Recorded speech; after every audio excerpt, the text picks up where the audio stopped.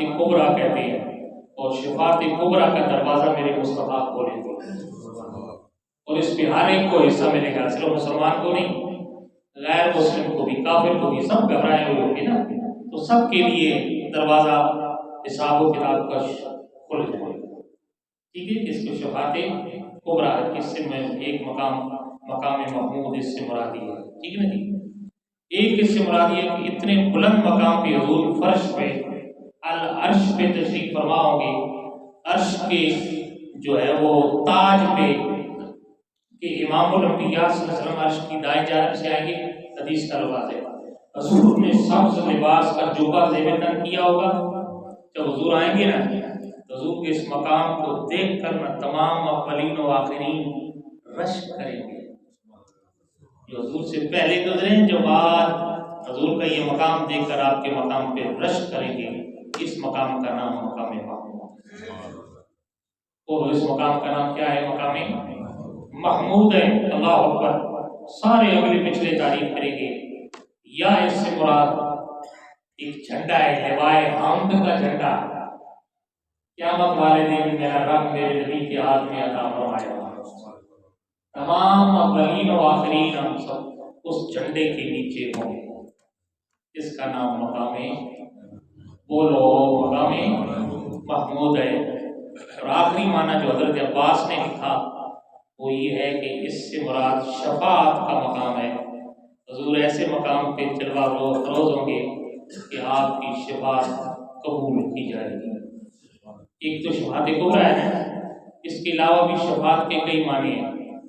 ایک شفاعت یہ ہے کہ کچھ حضور کے امتی اپنے بدعمالیوں کی وجہ سے جہنم میں جا چکے ہوں گے، جہنم میں جا چکے ہوں گے، حضور رب کی بارگاہ میں شفاعت کریں گے، میرا رب حضور کی دعا پہ ان جہنمیوں کو جہنم میں داخل کر دے گا، ان کو جنت میں داخل کر دے گا جہنمیوں۔ ایک یہ ہے کہ کچھ جہنم میں جانے والے ہوں گے، حضور کی سفارش پہ میرا رب ان کو جنت میں موڑ دے گا۔ اور تیسری بات یہ ہے کہ حضور نے فرمایا حضور کی شفاعت پہ اللہ کچھ امت محمدی کے لوگوں کو بغیر حساب و کتاب کے، کوئی بندہ رب کی کسی فیصلے پہ کوئی اعتراض نہیں کر سکتا بندہ ہونے کے ناطے، وہ قادر مطلق ہے، جو چاہے کر سکتا ہے، بغیر حساب و کتاب کے جنت میں بھیج دے گا۔ اس لیے حضور نے فرمایا ایک روایت میں 70,000، ایک روایت میں 1,00,000، 70,000 میرے امتی بغیر حساب کی جنت میں بھی جائیں گے، ان سے کوئی حساب نہیں لیا جائے گا۔ تو یہ مقام محمود ہے۔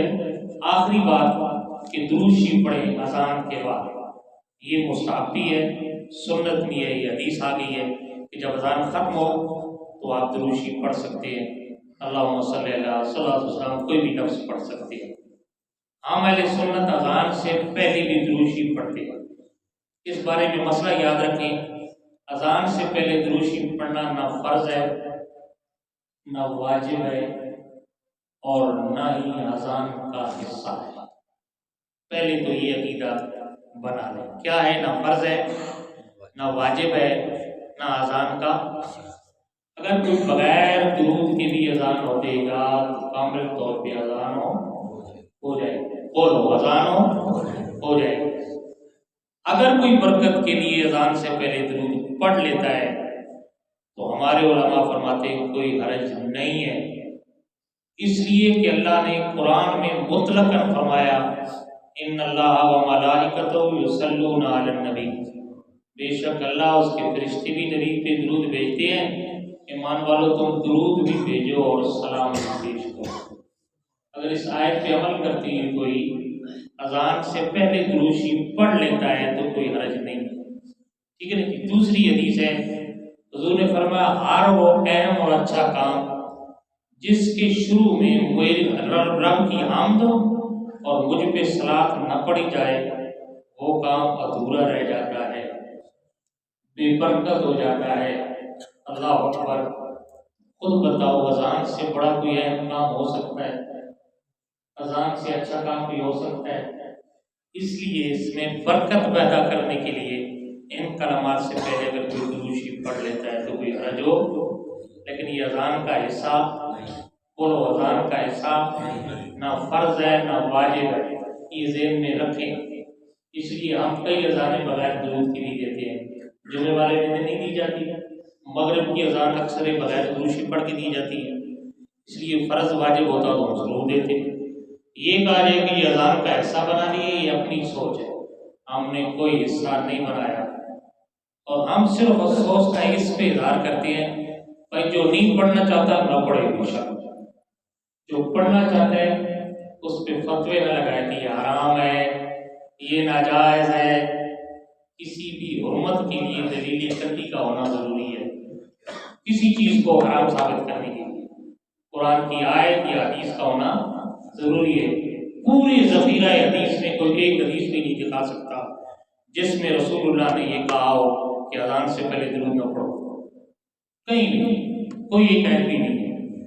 اس لیے اصلاً ہر چیز جائز ہے جس پہ کوئی دلیل نہ ہو، ٹھیک ہے نا جی؟ ہاں اگر اس پہ دلیل آ گئی اس کی حرمت بھی ہو سکتا، ٹھیک ہے۔ اس لیے اس کو نزاع کا مسئلہ نہیں بنانا چاہیے، جھگڑے کا مسئلہ نہیں بنانا چاہیے۔ جو نہیں پڑھتا پڑھے، اس کی اپنی خوشی، اس کے اپنے نصیب، جو پڑھنا چاہتا ہے اس پہ کوئی فتویٰ نہ لگائے۔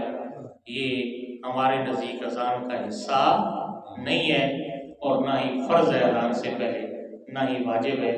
رسول برکت کے لیے آپ جب چاہیں درود شریف پڑھ سکتے ہیں، کوئی حرج نہیں۔ اور امام اہل سنت شاہ احمد رضا فتاوی رضویہ شریف کے اندر یہ بات لکھی ہے کہ جب آپ مؤذن کے لیے کہ جب آپ درود شریف پڑھیں تو درمیان میں فصل کریں، تھوڑا سا وقفہ کریں، تاکہ سننے والا یہ نہ سمجھے کہ یہ اذان کا حصہ ہے، ٹھیک ہے نا جی؟ درود شریف پڑھ کے ایک لمحے کے لیے، 2 لمحے کے لیے 4-5 سیکنڈ، 1 منٹ، آدھا منٹ خاموش رہے اور اس کے بعد بھی اشارہ دیں، ٹھیک ہے نا جی؟ یہ طریقہ ہے ہمارے بزرگوں کا، تاکہ کوئی مغالطے سے بھی اس کو اذان کا حصہ نہ سمجھے، فصل کرے۔ اس لیے یہ اذان کا حصہ نہیں ہے، رسول برکت کے لیے جو پڑھنا چاہے تو پڑھ سکتا ہے۔ دوبارہ مختصر یہ کہ حضور نے فرمایا جب اذان ہو جائے تو سب سے پہلے شہادت کی گواہی دو، اشہد اللہ الہ، پڑھو اشہد اللہ الہ الا اللہ وحدہ لا شریک لہ واشہد ان محمدا عبدہ ورسولہ رضیت باللہ ربا وبالاسلام دینا وبمحمد نبی، ٹھیک ہے جی؟ اور پھر اس کے بعد آقا کی ذات پہ درود شریف پڑھے، اللہم صلی علی محمد وعلی آل محمد والصلاۃ، جو بھی آپ پڑھ سکتے ہیں، اور پھر آخر میں دعا کریں اللہم رب هذه الدعوة التامة والصلاة القائمة آت محمدا الوسیلة والفضیلہ والدرجة الرفیعہ۔ یہ دعا آخر تک پڑھ کے برحمتک یا ارحم الراحمین۔ اور علماء نے فرمایا جب یہ دعا پڑھ لینا اس کے بعد پھر اس اذان اور دعا اور رسول اللہ کی ذات پہ درود و سلام پڑھنے کے وسیلے سے پھر اپنی بخشش کی دعا مانگیں، اپنے لیے بھی دعا کریں، کیونکہ حضور نے فرمایا اذان اور اقامت کے درمیان جو دعا کی جاتی ہے وہ دعا رد نہیں ہوتی، اللہ اس کو قبول کرتا ہے۔ عمل کی توفیق نصیب فرمائے۔ معذرت خواہوں تھوڑا سا لمبا ہو گیا ہے، اس کے لیے آپ سے اللہ عمل کی توفیق نصیب فرمائے، آمین۔